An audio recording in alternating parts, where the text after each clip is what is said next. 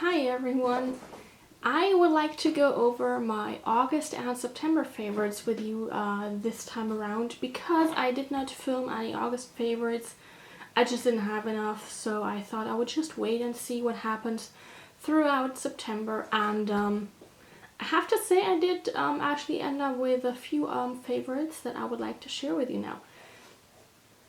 For starters, we're going to go in with the makeup items, and then I'm going to go on to the non-makeup, non-beauty items. I think that is just a bit more easy. That way, if you're not interested in the rest of my favorites for the past 2 months, then you can just turn off once I start going into those. So, for starters, the one beauty item that I have is my Wolkenseifen deodorant cream. This is in the scent Weekender, and this is very fresh and citrusy, florally, and I do like this a lot. I mean, I've been talking about these Wolkenseifen deodorants for quite a while, so you may have heard me talk about them, and you may have seen the ginormous haul that I had made just, I don't know, a few months ago, I think. So this is the first one that I'm working on out of this haul, and I don't know, I hope you can see where I'm at here. I have used a little bit of this, but there's still a ton left, and that is what I like about these. They do cost a little bit more, but they are very small and compact, so you don't have to carry around too much. They come filled very high up in this packaging. So I do like that because you don't have too much excess packaging, which I sometimes feel like can happen with other products when the packaging is filled like up to about halfway point. These come filled up all the way to, well, approximately all the way up to here, where it starts, where the cap hits the plastic. A little bit over that, honestly, though. And I do like this a lot. This is just a wonderful product, and I think it is a good way for me to use a natural, cruelty-free and vegan as well deodorant. I do like that a lot. I like that it's actually made by a small company close by here. I don't have to worry about where it comes from. It does not have to travel too far to get to me. And all in all, the scent range that they have is also wonderful. That is why I have purchased so many the last time around. And then we come to beauty items. For one, I have a repeat, or actually have two repeats here.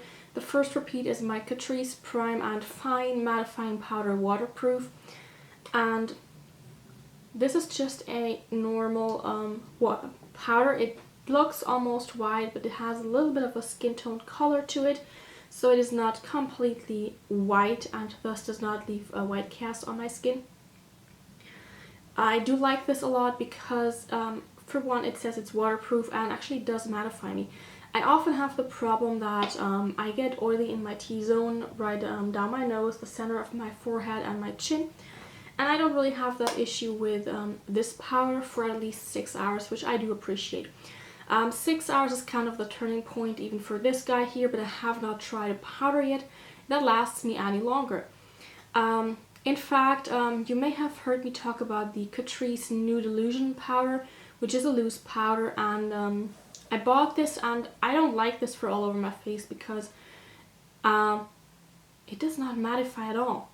Basically what it does, it adds an extra layer without doing anything. And I had that conversation just the other day with a woman I know that has been trying this new illusion powder for the first time, and she had the same experience. It just did not work for her. This, on the other hand, is just absolutely wonderful. It does mattify my face. I don't need a lot. Usually, like the last compact lasted me for 3 or 4 months. So this is quite a long time, and you don't need a lot to really powder your face and mattify your face. So that is something I do appreciate. It's not only a drugstore product that is affordable, it is also a product that lasts a long time, so you get even more for it. And all in all, this only has 0.31 ounces in here, so that is usually a tad bit less than what other powders come with. Usually they come with like 10, 11 grams. This one comes with 9 grams. It is a tiny difference, but it is still significant, I think, considering that this is in general so little product. But it lasts so long. That's something I absolutely appreciate. Now you have to keep in mind this only comes in this one color though. So if you are much darker skin tone than I am, you should probably just try it at the store and just see if they have a tester and just apply it a small swatch on the back of your hand maybe to see if it blends into your own skin tone. Because while this does say it is transparent, I can't say for sure if it is because I am that pale. But I absolutely love this. And then the other repeat product that I have right now is my Catrice Velvet Matte Eyeshadow in the shade Vanillaty Fair. And unfortunately these have been discontinued, but I have bought I think 2 more backups or 1 more backup, somewhere around there. I do like this a lot, and I have this on my brow bone today in conjunction with the NYX Jumbo Eye Pencil in Milk. I do like this combination because that way I get to use milk a little bit, but adding this does not make it as stark white as milk itself would be even on my skin tone. So this is just a great product. This is a little bit like a baked eyeshadow, but not really. So it comes in a pan, but it does have a dome. And I do like this a lot. This is finally an eyeshadow that is lighter than my skin tone, so I can use this to really highlight my brow bone and also to blend out and blend into my my lid shade and my crease shade. I do like that a lot. It is wonderful to also erase like little errors I made with my eyeshadow. So I do like this a lot. Now I have a tiny bit of a dip going in here already. I just saw that, but this is just a wonderful eyeshadow that is light enough for me, and I do have to say this doesn't happen too often. Often they are either way too light for me and they are almost white, which doesn't look natural on me, or they are just too dark and they don't give me any, well, not too dark, but they don't give me the highlighted effect I'm looking for on my brow bone. On top of that, this does have a teeny tiny bit of a sheen, and I don't know if you will be able to see that on my finger swatch here. So it does have a tiny bit of a sheen, but it's not shimmery or anything. It is really just a sheen, and keep in mind that right now the weather outside is very gloomy, so I don't have any sun shining here or anything. This is just plain gray natural light, a little less light than normal. But I do like this a lot, and here's a bit of a swatch. So you can see that it does actually show up on my skin tone. So these were my repeat products, and then I have 2 more products that are actually new in my favorites, and I've never talked about them as favorites. The first one is an Tarte Amazonian Clay Blush, and this is in the shade Tipsy. This is bright corally orange. I have this on my cheeks right now, and if you're very careful with this, and you should be careful if you're as pale as me, then this is actually not a super dramatic shade. I applied this relatively lightly, and that way I can get a nice bit of color on my cheeks, but it's not too much. What you can do is, if you're more tan than me, you can actually apply this a bit more heavy-handed, and that way you would still see the color just fine. And I do like this a lot about these blushes. Basically what I do, I tap my brush in lightly on both sides, and then I just swirl it on my cheeks, and I don't need to use a lot. That's why there's barely any progress that you can see right here. So there's still a lot of the pattern showing. This is one of those blushes that will just take ages for me to really use up, but I don't mind because this is just a wonderful shade and I'm getting a lot out of that. Now, this blush I actually purchased in 2012 or 2010, so this is quite old, but I have not noticed any difference in the texture or anything. This is still the same as it used to be back when I first got this. So this is just a great shade, and I do like this a lot. And then I have a product that actually quite surprised me. Now, if you remember my early videos, if you were watching my videos back then, I was not a fan of eyebrow powders simply because I could never get along with them. They were either too dark or too light, or they were not pigmented enough, and they just never worked out well for me. And then Mary sent me an Ulta package, which I absolutely appreciated, and I love that. I'm going to link the video down below. And she sent me this Ulta eyebrow powder slash wax combo. along with the packaging, and I kept this around and I did not touch this until I had actually reached goal for my Anastasia Beverly Hills Dip Brow Pomade. And now that I have reached my goal of hitting the bottom of that, I decided to dig this one out because I think that works better with the brow gel I'm working on for my actually the collab with Mary, the full face project pan. And I've dug this back out, and this is just a great combination. Now these shades both look very dark, but I have both on my eyebrows right now. I tend to mix the lighter and the darker shade from about here on out, and the inner part is only the lighter shade here, and I think it does do a good job here, because if I look at my brows, they are not too dark, but they look still very defined. I often have the issue that with the dip brow pomade, I can get a very clean and smooth look on my brows, but it does not always work for an everyday look, I think. With this powder, I can just smooth out the edges easier, and I can make it look a little bit more natural, which I do love a lot. I have to say I haven't tried the wax yet, but these two colors are absolutely wonderful. They're not too cool for me, which is something that also is often an issue. I am rather warm toned, my hair color is very warm toned, and I don't want a too cool toned eyebrow product. So this is just absolutely great. And now we come to the non-beauty favorites. For starters, I would have to name my Fitbit. I got this, it's the Charge HR. I got this, let me think, a month and a half ago, roughly. And I've been wearing this the entire time except for when I was at the hospital. And I do like this a lot. It actually gives me more of an incentive, I guess you could say, to actually get moving and to work on getting my steps, and something that I have been very bad at, especially when I'm at home and I don't have to run out. It's just very difficult for me. I'm moving about at home, but I'm not moving about as much as I probably should.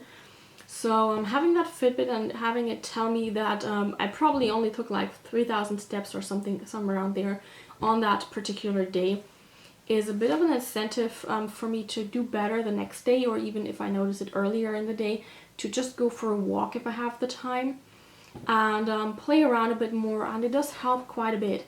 So I do like my Fitbit quite a bit, and I like that it doubles as a watch and it is not too intrusive. I mean, yes, I got the red color, the, what is it called, I think tangerine.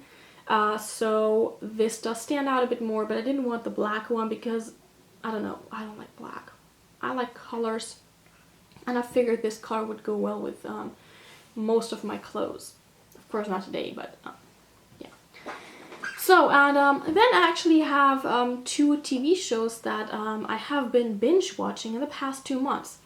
So the first one is Agent Carter, which is a TV show that is centered around the Marvel Universe. Agent Carter is basically the woman who was helping Captain America when he was working for the SSR during World War II, and so she was there for him, and she was speaking to him as his plane crashed and he disappeared. Now, after during World War II, she was relatively active. She could help. She was going around with helping people actively.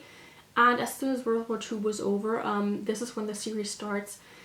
She was mourning Captain America for quite a while, and then the series starts and she is back to working for the SSR, and you notice a distinct change in what she is allowed to do. She is constantly sent to actually get some coffee, to make coffee, to file items, to bring food, and to get all the lunches for everybody.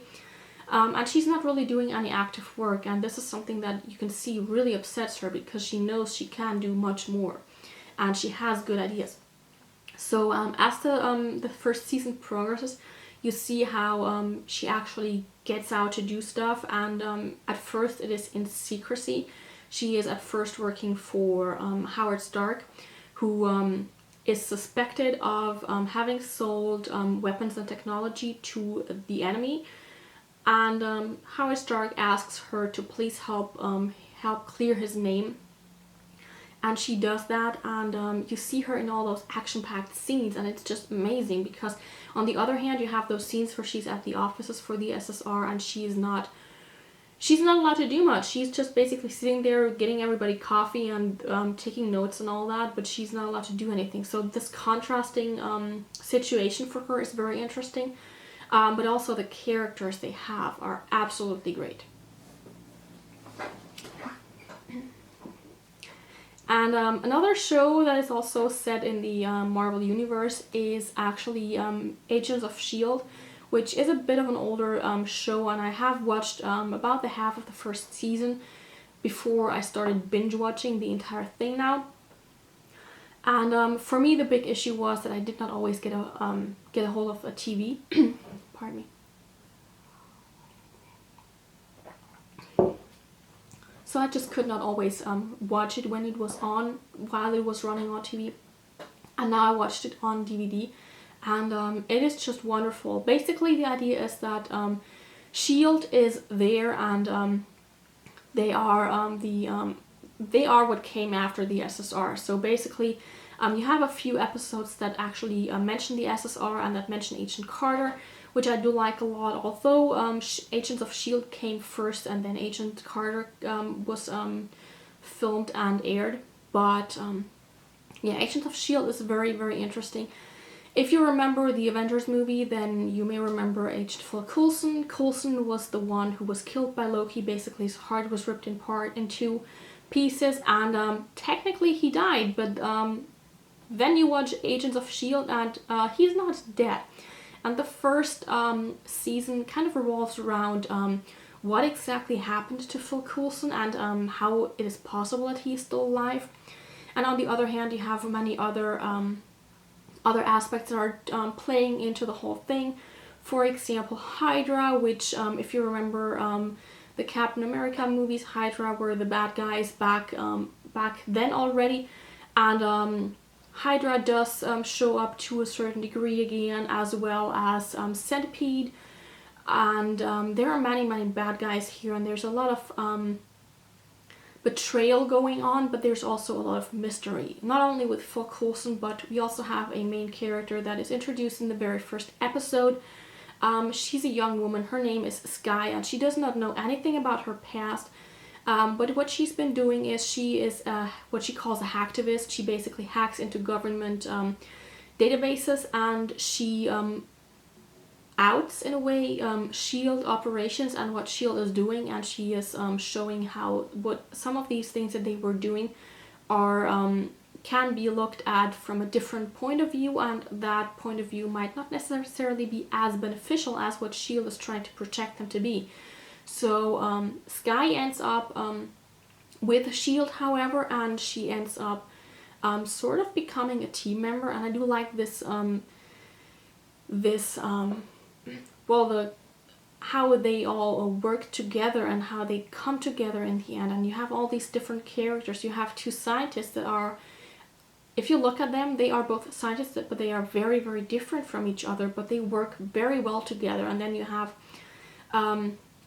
agents that are out in the field that are very, very skilled at martial arts and at fighting. And you have Phil Coulson, who is not only good at fighting, obviously, but who has that mystery surrounding him. And then there's Skye. Skye is a hacker. She is a computer person. She's a computer geek, computer nerd, and she knows all things about computer, and she can do a lot with computers. But at the same time, there's this mystery around her that she cannot even reveal because she cannot access what she needs to access to find out more about herself.